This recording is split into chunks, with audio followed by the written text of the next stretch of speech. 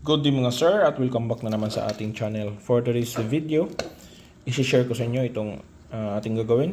So install natin to sa ating Vios Gen 2 o Vios Batman. So ito yung pag light. Titesting ko to kung maganda bang klase ito. Okay, so nabili ko pala to sa Shopee. Lalagay ko yung link sa description kung saan ko ito nabili. Titesting natin sa BIOS natin kung maganda ba tingnan, kung lalagyan natin ng D-Light running DRL o D-Light running light. Okay, so mayroon din siyang signal, bali tatlong ilaw to, may D-Light, may parang warm white o yan, tapos may signal. And titesting natin, i-demo natin to mamaya. Kung bago pa lang kayo sa aking channel, huwag kalimutan mag-subscribe, mag-like at paki-hit na rin ang notification bell button para update kayo sa aking video. Thank you. Okay mga sir, so yan, ito na to. So ito na yung ilaw natin, tapos yan, ito meron ako ditong ko ano,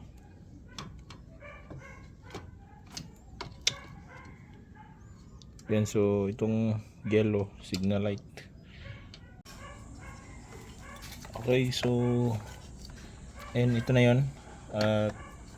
Titesting natin, no? So ito nga palang pula at saka itim. Ito yung fog light. So ito yung fog light. Yan, check natin.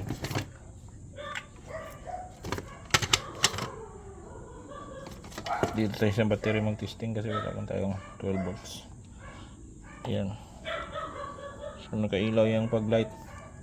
Tapos kung idudugtong natin tong white, ayan, dugtong natin yung white.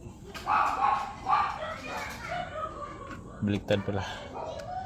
Dito pa yan sa positive pala yan.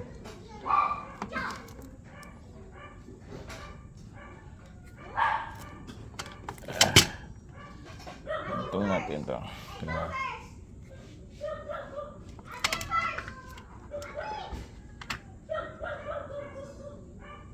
Yun. So umilaw siya. Puti at saka yung kuan. Tapos yung yellow. Yun yung yellow.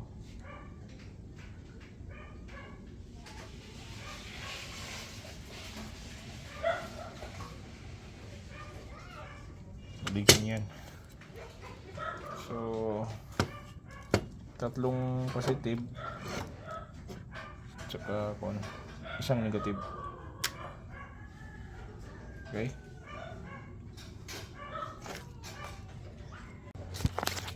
so ayan, nabaklas na natin to at ililipat natin to dito. Kukunin na natin to.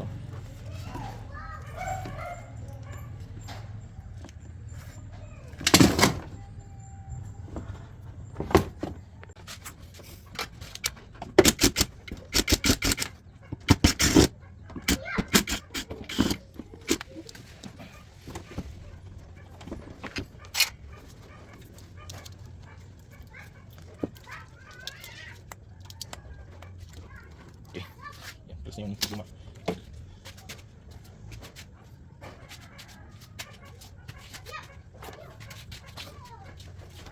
Tapos ito yung bago.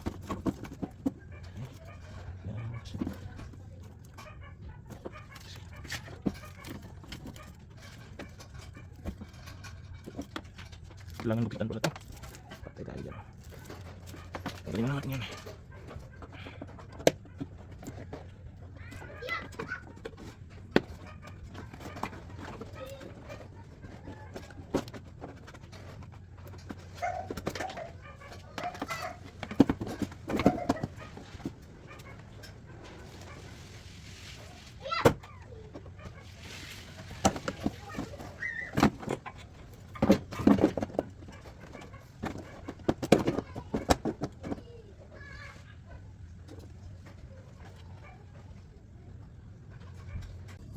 Okay, so ayan, since meron na tayong positive negative dito. So ito yung sa ilaw, backlight. So connection lang to dito. So itong daylight running light natin, ito puti. So since wala tayong wire, ito yung wire natin, speaker wire. Ayan, tapos ito na yung gagamitin natin. Tapos lagyan natin ng insulator hose, flexible insulator, electrical. Tapos yung yellow natin is red, hihinang lang natin yan.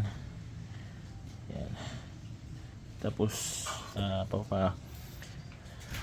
daan natin dito papunta doon. So hindi na tayo magkukonek dito, bali doon na lang kasi isahan lang naman yan, isang connection na lang yan. Tinabasan pa pala natin konti kasi tinabasan natin kasi malaki to at iba sa design, naka-slanting kasi ito naka-flat lang. So yan. Okay, so yan, hinang na natin at lalagyan na natin ng tong electrical tape.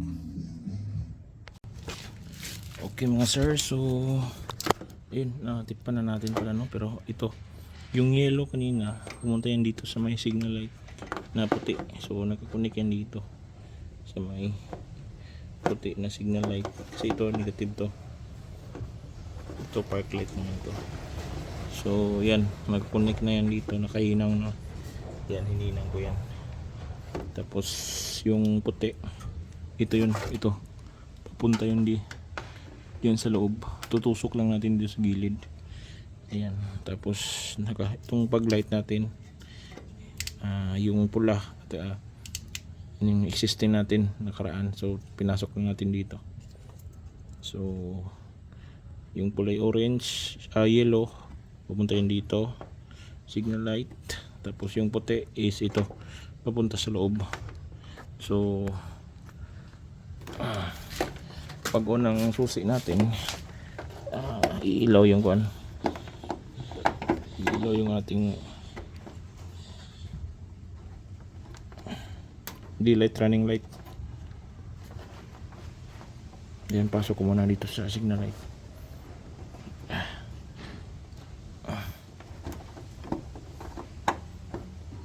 Okay, so yan, binalik ko to kasi hindi pwede na yung itong yellow sa signal light hindi siya gagana kung may flasher.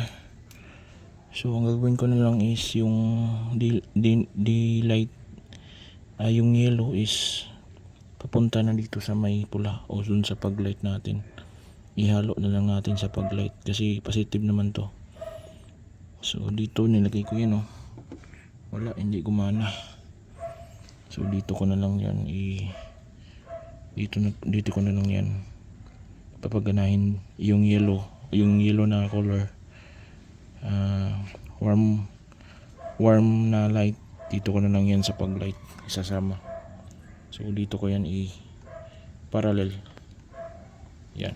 Tapos yung daylight remain yun sa dun sa ignition. Okay. Okay, so yan, dito ko pala yan pinadaan dito sa may lumang wiring ko sa